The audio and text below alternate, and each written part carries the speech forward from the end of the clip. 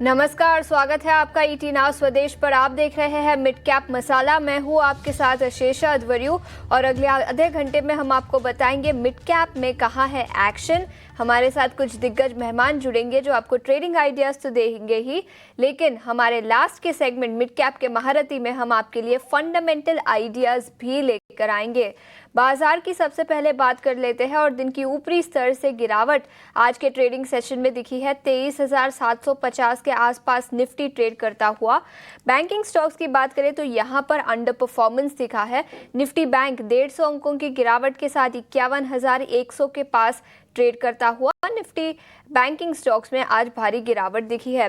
Gaining side पर Maruti Suzuki 2% की तेजी के साथ निफ्टी के टॉप गेनर्स में शामिल। M&M, Adani ports, SBI life, coal India सभी स्टॉक्स में 1 से 2.5% की तेजी आज के ट्रेडिंग सेशन में दिखी है। लेकिन लूजिंग साइड की बात करें तो एशियन पेंट्स आधे % से ज्यादा की गिरावट। ग्रासिम, TCS, टाटा कंज्यूमर सभी स्टॉक्स में आज के ट्रेडिंग सेशन में आधे से 1.5% की गिरावट दिखी है। इंडिविजुअल सेक्टर्स की बात करें तो ऑटो सेक्टर में सबसे ज्यादा एक्शन दिखा है। निफ्टी ऑटो इंडेक्स 1% की तेजी के साथ निफ्टी के टॉप गेनर्स में शामिल। मारुति की हमने अभी बात की, लेकिन इसके अलावा M&M, टाटा मोटर्स और बजाज ऑटो तीनों ही स्टॉक्स में 1% से ज्यादा की तेजी आज दिखी है। लूजिंग साइड पर रियल एस्टेट स्टॉक्स में कमजोरी है। निफ्टी रियल्टी इंडेक्स 1% से ज्यादा की गिरावट के साथ कारोबार। प्रेस्टीज एस्टेट्स याद रखें पिछले कुछ दिनों से फोकस में रहा है, आज भी इस स्टॉक में गिरावट दिखी। प्रेस्टीज एस्टेट्स 2.5% नीचे। ब्रिगेड एंटरप्राइज और महेंद्र लाइफ स्पेसेस इन दोनों स्टॉक्स में भी 1.5% से ज्यादा की गिरावट दिखी है। लेकिन मिड कैप सेगमेंट में 3 स्टॉक्स हम आपके लिए चुनकर लाया है जहां पर सबसे ज्यादा एक्शन आज के ट्रेडिंग सेशन में दिखा है। सबसे पहले बात करेंगे रेमंड लाइफस्टाइल की, जहां पर मोतीलाल ओसवाल की रिपोर्ट आई है। खरीदारी की इनिशिएटिंग कवरेज रिपोर्ट है। 3,000 रुपए प्रति शेयर का लक्ष्य दिया है। उनका मानना है कि 12 से 15% का secondary sales growth company report कर पाएगी अगले कुछ सालों में। फेस्टिव डिमांड काफ़ी अच्छी रही है। वेडिंग डेज काफ़ी ज़्यादा है जिसका पॉजिटिव इम्पैक्ट यहाँ पर दिखेगा। और रेमंड लाइफस्टाइल इस रिपोर्ट के चलते आज तेज़ी का रुख यहाँ पर दिखा है। इसके अलावा नैल्को की बात करेंगे, जहां पर उत्कल डी और उत्कल ई कोल ब्लॉक के लिए कंपनी ने माइनिंग लीज साइन की है। इसी के चलते कंपनी की coal production capacity 4 million ton per annum पर बढ़ सकती है।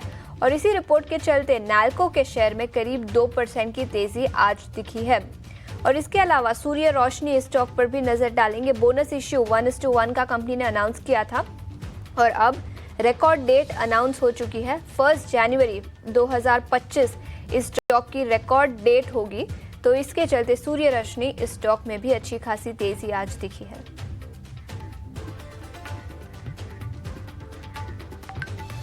तो ये 3 स्टॉक्स जहां पर मिड कैप सेगमेंट में काफ़ी एक्शन दिखा है खबरों के लिहाज से। लेकिन इसके अलावा मिड कैप सेगमेंट से इंडिविजुअल मूवर्स और शेकर्स की बात करें तो सबसे पहले गेनिंग साइड पर CG पावर इस स्टॉक पर नजर डालेंगे। मिड कैप 100 इंडेक्स के टॉप गेनर्स में शामिल है।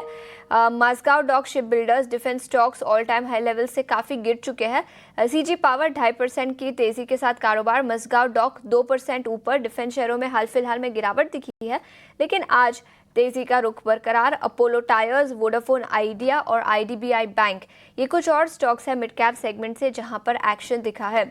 लेकिन लूजिंग साइड पर कमिंस इंडिया, याद रखें सभी कैपिटल गुड स्टॉक्स में हाल फिलहाल में गिरावट दिखी है और कैपेक्स का एक्सपेंडिचर कम होता हुआ नजर आया है first half of the year में। ऑर्डर इनफ्लोज कम है जिसके चलते सभी कैपिटल गुड्स में गिरावट। कमिंस इंडिया 5.5% की गिरावट के साथ दिन के निचले स्तर पर यहाँ पर कारोबार दिखा है। लेकिन बाजार में विस्तार में चर्चा करने के लिए अब हमारे साथ अमरदेव सिंह जुड़ चुके हैं। अमर, शुक्रिया समय निकालकर हमारे साथ जुड़ने के लिए। लेकिन सबसे पहले 3 घंटे का ट्रेड ये सेगमेंट हम आपके लिए लेकर आते हैं।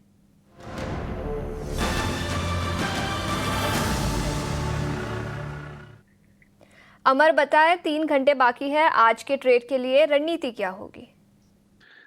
हाँ देखिए, मार्केट्स में सबसे पहले जिस तरह की मूवमेंट हमें देखने को मिल रही है तो कहीं ना कहीं एक चॉपीनेस है। लेकिन उसके बावजूद और मार्केट जो है वो एक बेस फॉर्मेशन की तरफ काम कर रहा है, बिकॉज निफ्टी का जो मेजर लेवल था 23,500 वो अभी भी मार्केट ने होल्ड कर रखा है। और इसी बीच across sectors across multi caps में कहीं ना कहीं हमें एक्शन भी देखने को मिल रही है। तो स्पेशलिटी केमिकल स्पेस में एक स्टॉक है हिमाद्री स्पेशलिटी केमिकल्स। तो इसे यदि मैं इसकी बात करूं तो कहीं ना कहीं हमें एक पॉजिटिव मोमेंटम इसमें फिलहाल देखने को मिल रहा है।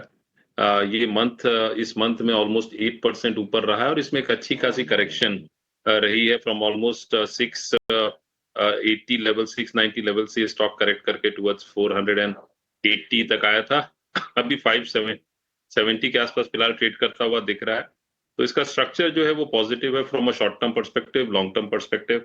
इंटरमीडिएट टर्म के हिसाब से जरा इसमें एक कंसोलिडेशन तो देखने को मिल रही है, पर इसमें एक बाइंग अपॉर्चुनिटी देखी जा सकती है हिमाद्री स्पेशलिटी केमिकल्स में। तो इसमें जो बाइंग लेवल है वो करंट लेवल्स पे बाइंग कर सकते हैं with a stop loss if you look at the levels. तो इसमें जो है स्टॉप लॉस जो रहेगा वो 540 के नीचे का रहेगा टुवर्ड्स 537, और टारगेट ऑन द अपसाइड जो है वो 637 का रहेगा। और सेकंड जो स्टॉक है वो है देवयानी इंटरनेशनल। तो इसकी मैं बात करूं तो देवयानी इंटरनेशनल में एक अच्छी खासी तेजी आफ्टर अ कंसोलिडेशन, बिकॉज ये स्टॉक की भी मैं बात करूं तो ऑलमोस्ट फ्रॉम 220 लेवल्स इसमें एक अच्छी करेक्शन हम लोगों ने देखी थी। 220 इसने सितंबर एंड में बनाया था, उसके बाद टुवर्ड्स 160 का एक करेक्शन आया और अभी ब्रेकआउट हम लोग इस स्टॉक में देख रहे हैं फिलहाल। 170-175 का एक इंपॉर्टेंट जोन ऑफ रेजिस्टेंस था, उसके ऊपर ये स्टॉक ट्रेड करता हुआ दिख रहा है। और इसके डिफरेंट टाइम फ्रेम्स की मैं बात करूं तो ये डिफरेंट टाइम फ्रेम्स में भी पॉजिटिव है, और एज लॉन्ग एज ये सस्टेन करता है अबव 175 तो it can be a good buying opportunity. तो करंटली अराउंड 180 के आसपास बाइंग की जा सकती है इसमें, और स्टॉप लॉस जो है वो 167 का रखा जा सकता है for an upside target of 213। Divyani international stock पर खरीदारी की राय 213 रुपए प्रति शेयर का लक्ष्य, और इसके अलावा हिमाद्री स्पेशलिटी केमिकल्स इस स्टॉक पर भी अमर ने खरीदारी की राय दी है, जहां पर 637 रुपीस प्रति शेयर का लक्ष्य रखा है और स्टॉक अभी 570 के आसपास कारोबार कर रहा है। तो दोनों ही स्टॉक्स पर खरीदारी की राय। लेकिन इस बीच कुछ रियल एस्टेट स्टॉक्स पर नजर डालेंगे। यहाँ पर भारी गिरावट दिखी है। बाजार हरे निशान में कारोबार कर रहा है, लेकिन रियल एस्टेट स्टॉक्स, चुनिंदा रियल एस्टेट स्टॉक्स में काफ़ी गिरावट है। प्रेस्टीज एस्टेट्स 2% से ज़्यादा की कमजोरी, brigade enterprises, Raymond, Mahindra life spaces, सभी स्टॉक्स में भारी गिरावट है। अमर, क्या राय होगी आपकी इन रियल एस्टेट स्टॉक्स पर, और कोई स्पेसिफिक स्टॉक जहां पर इन लेवल्स पर फ्रेश पोजीशंस लिए जा सकते हैं? तो देखिए, यदि मैं रियल एस्टेट स्टॉक्स के बारे में बात करूं तो ब्रिगेड में अब फिलहाल हमें करेक्शन देखने को मिल रहा है, और इसमें जो ट्रेंड की मैं बात करूं तो वो ट्रेंड लेस है, मतलब ये कंसोलिडेशन फेज में दिख रहा है। डीएलएफ में भी हमें उसी टाइप का एक पैटर्न दिख रहा है। हालांकि अपसाइड में डीएलएफ टुवर्ड्स 870 880 एक जोन ऑफ रेजिस्टेंस है, और 800 के आसपास सपोर्ट है। यदि मैं गोदरेज प्रॉपर्टीज देखूं तो इसमें भी क्लियरली मुझे यही दिख रहा है कि हायर लेवल्स पे सेलिंग है towards 2900 3000, that's a very strong selling zone. whereas on the downside 2600 2700 is a zone of support. इसमें लोधा जो है उसका चार्ट कंपैरेटिवली बेटर है as compare to other some of the other stocks which we have spoken about so far. तो लोधा में correction अभी फिलहाल हम लोगों ने 1540 1550 लेवल से टुवर्ड्स 1400 का देखा है। तो ये 1350 1360 can be a good entry level for the stock. और इसके अलावा मैं यदि महिंद्रा लाइफ स्पेस की बात करूं तो इसमें तो सेलिंग प्रेशर है टुवर्ड्स 450, इसका एक सपोर्ट है। और Oberoi reality is also one very strong stock. तो कहीं ना कहीं लोधा और ओबेरॉय रियलिटी जो है ये they are comparatively better placed as of now with regard to other real estate stocks. तो लोधा ओबेरॉय रियलिटी अभी करीब 2300 के आसपास है, 2289। तो इसमें कुछ करेक्शन आती है तो ही एंट्री करना चाहिए, not at the current levels, because at the current levels जो है वो risk reward ratio might not be very favourable.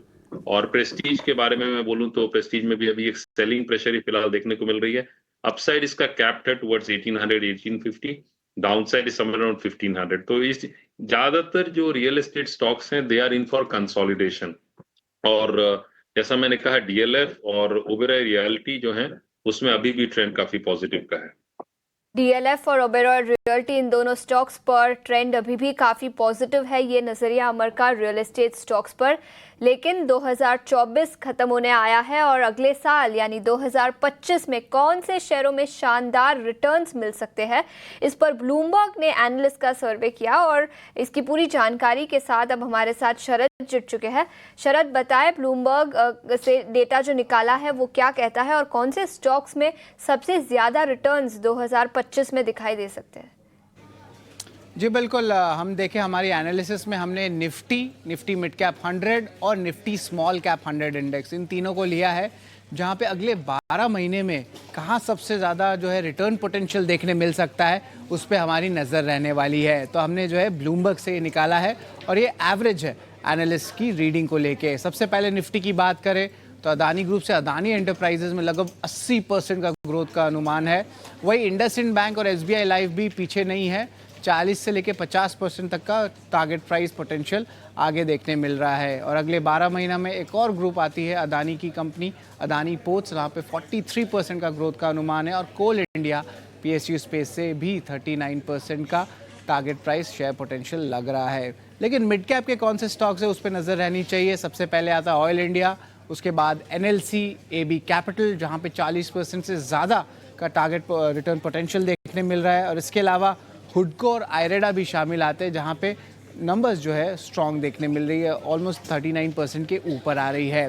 मैंने आपको निफ्टी के बारे में बता दिया, मैंने आपको मिड कैप के बारे में बता दिया, लेकिन जो स्मॉल कैप स्पेस है वहाँ पे देखें तो स्टर्लिंग विल्सन सोलर लगभग 80% का रिटर्न पोटेंशियल देखने मिल रहा है। इसके अलावा जी शिपिंग, जेके बैंक, यहाँ पे भी देखें तो 55% से ज़्यादा का जो है ओवरऑल रिटर्न्स देखने मिल रही है। स्मॉल कैप इंडिसेस में दो और कंपनीज हैं जिस पे आपकी नज़र होनी चाहिए, चेन्नई पेट्रो और सिग्नेचर ग्लोबल, जो कि एक रियल एस्टेट प्ले है एनसीआर में। यहाँ पे भी जो है बुलिश नज़रिया आ रहा है एनालिस्ट का, जहाँ पे एक्सपेक्ट कर रहे हैं कि 40% से ज़्यादा का रिटर्न 2025 में मिल सकता है। तो ये अहम इंडिसेस हैं और जो इनके टॉप 5 स्टॉक्स है रिटर्न पोटेंशियल के लिए, जो मैं आपके सामने लाया हूँ। इंडिसेस और उसमें से टॉप 5 स्टॉक्स जहां पर सबसे ज़्यादा रिटर्न्स 2025 में नज़र आ सकते हैं ब्लूमबर्ग के एनालिस्ट एस्टिमेट्स के मुताबिक। शरद, शुक्रिया पूरी डिटेल्स के साथ हमारे साथ जुड़ने के लिए। और इनमें से ही कुछ स्टॉक्स पर नज़र डालेंगे। सबसे पहले oil India, NLC, Aditya Birla capital, इन सभी स्टॉक्स में 40% से ज़्यादा के रिटर्न्स नज़र आ सकते हैं 2025 में, ऐसा एनालिस्ट का मानना है। लेकिन इस बीच कुछ कैपिटल गुड स्टॉक्स पर भी नज़र डालेंगे और अमर, मैं आपका नज़रिया कमिंस इंडिया पर लेना चाहूँगी। 5.5% की गिरावट इस कैपिटल गुड स्टॉक्स पर दिखी है। याद रखें कैपिटल एक्सपेंडिचर कमज़ोर रहा है इलेक्शन और मॉनसून के चलते, और इसी के चलते सभी कैपिटल गुड्स कंपनियों को कम ऑर्डर्स मिले हैं, तो ये फंडामेंटल वजह। लेकिन टेक्निकल्स पर देखें तो 5.5% की गिरावट के बाद अब कमिंस इंडिया पर क्या राय होगी? देखिए, कमिंस इंडिया की मैं बात करूं तो almost from August first week से इसने क्लियरली ट्रेंड चेंज का एक जो सिग्नल है वो दे दिया था। बिकॉज इसने एक जो ऑल टाइम हाई बनाया था जुलाई में 4154 के आसपास का, फिर वहां से एक सेलिंग हमें देखने को मिली टुवर्ड्स 3360, उसके बाद एक बाउंस बैक देखने को मिला और फिर वो लेवल्स टूट गए। तो मैं ये मानता हूं कि कमिंस इंडिया में one should not expect any significant rally in the near future, there is no doubt about it, because इसका जो चार्ट स्ट्रक्चर है that is not at all conducive for any significant rally. तो इसमें ये जरूर है कि यदि मैं इसे लॉन्ग टर्म चार्ट्स पे देखूं, मंथली चार्ट्स पे देखूं, तो कहीं ना कहीं इसे एक सपोर्ट जरूर मिल सकता है towards, if I look at the level, so somewhere around 3000 odd levels, तो 3000 के आसपास का इसको सपोर्ट मिल सकता है। अभी 3200 के आसपास ट्रेड कर रहा है। बिकॉज मंथली चार्ट्स पे मैं ये नहीं बोलूंगा कि नेगेटिव हो गया, बट मंथली चार्ट्स पे इसकी क्लोजिंग यदि 3200 के नीचे रहती है और ये 3200 के नीचे सस्टेन करता है तो towards 3000 is also possible, because इसका जो इंटरमीडिएट टर्म जो चार्ट स्ट्रक्चर है दैट इज एक्सट्रीमली नेगेटिव। तो इस केस में क्या होगा कि यदि बाउंस बैक भी आती है तो वहां सेलिंग प्रेशर हमें ज्यादा देखने को मिलेगा रादर देन की एक reversal in the down trend. बिल्कुल, तो ये नज़रिया कमिंस इंडिया पर पिछले कुछ महीनों से चार्ट नेगेटिव ही नज़र आ रहे हैं। लेकिन कुछ वायदा बाजार से स्टॉक स्पेसिफिक आइडियाज़ लेकर आते हैं हमारे अगले सेगमेंट में, ऑप्शंस के चैंपियंस।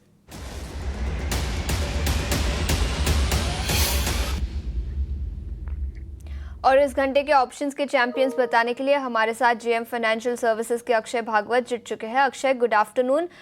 बताएं स्टॉक स्पेसिफिक आइडियाज कौन से होंगे?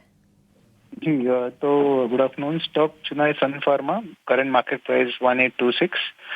एक्सपेक्टेशन है कि जनवरी मंथ में स्टॉक 1900 तक छू सकता है। रेंज ब्रेकआउट की एक्सपेक्टेशन कर रहे हैं। ब्रेकआउट पॉइंट बनेगा 1840। उसके बाद मोमेंटम पिकअप होने की सिग्नल्स दिख रहे हैं। तो आपको ऑप्शन द्वारा रणनीति बनानी है, वेनिला कॉल बाय करनी है। स्ट्राइक रहेगी आपकी जनवरी सीरीज की 1860 की कॉल, जो करीबन 25-27 में ट्रेड हो रही है। First target 41, second target 52, stop loss 15 option premium पे। अप्रोक्सीमेट टारगेट पोटेंशियल 6200 और आपका रिस्क या स्टॉप लॉस 3500। तो सन फार्मा बाय करने की सलाह है। सन फार्मा के 1860 के कॉल खरीदने की सलाह। अधिकतम नुकसान 3500 और अधिकतम फायदा 6200 तक का हो सकता है। ये नजरिया सन फार्मा के कॉल्स पर। अक्षय, शुक्रिया पूरी डिटेल्स के साथ हमारे साथ जुड़ने के लिए। इस बीच सभी का रिस्क डिस्क्लोजर भी हम आपके लिए लेकर आना चाहेंगे। 90% लोगों को फ्यूचर्स एंड ऑप्शंस में नुकसान होता है, तो अपने फाइनेंशियल एडवाइजर को कंसल्ट करके फिर ही एफएनओ में ट्रेड करें। कैप सेगमेंट से के स्टॉक्स पर नजर डालेंगे जहां पर आज गिरावट दिखी है। एक है बंधन बैंक। बैंकिंग शेयरों में वैसे तो गिरावट है ही, लेकिन बंधन बैंक 3% नीचे ट्रेड करता हुआ। और इसके अलावा टोरेंट पावर स्टॉक में भी करीब 2% से ज्यादा की गिरावट आज दिखी है। बंधन बैंक दिन के निचले स्तर से थोड़ी सी रिकवरी, लेकिन फिर भी 3% की गिरावट यहाँ पर। और टोरेंट पावर भी दिन के निचले स्तर के आसपास 2.5% नीचे। अमर, क्या राय होगी आपकी दोनों ही स्टॉक्स पर, बंधन बैंक और टोरेंट पावर? देखिए, बंधन बैंक तो आई वुड से कि ये एक सेक्युलर बेयर ट्रेंड में एक स्टॉक है। वन ऑफ द एक्सेप्शंस कि मार्केट में ऐसी रैली हुई, न्यू रिकॉर्ड्स बने, बट ये स्टॉक जो है वो डाउनसाइड ट्रैजेक्टरी पे ही चल रहा है अभी फिलहाल। इसमें जब भी एक बाउंस बैक होती है टुवर्ड्स 200-220, वहां से सेलिंग प्रेशर आ जाती है। अभी ये 160 के आसपास फिलहाल ट्रेड करता हुआ दिख रहा है। जो इंटरमीडिएट टर्म ट्रेंड है वो अभी भी काफी नेगेटिव है। तो मैं ये मानता हूं कि इसमें फर्दर कंसोलिडेशन आ सकती है। और फिलहाल तो मैं इसमें जो ट्रेंड है वो नेगेटिव ही है। हालांकि एक पुल बैक देखने को मिल सकती है। अभी फिलहाल ये 170-175 के ऊपर सस्टेन करता है, तो इसमें कुछ आप एक्सपेक्ट कर सकते हैं rally towards 185-200 odd levels. Otherwise ये एक इसमें एक सेलिंग प्रेशर है। ऑन द डाउन साइड 150-155 का सपोर्ट है। और दूसरा आपने पूछा था वो टोरेंट फार्मा, टोरेंट पावर।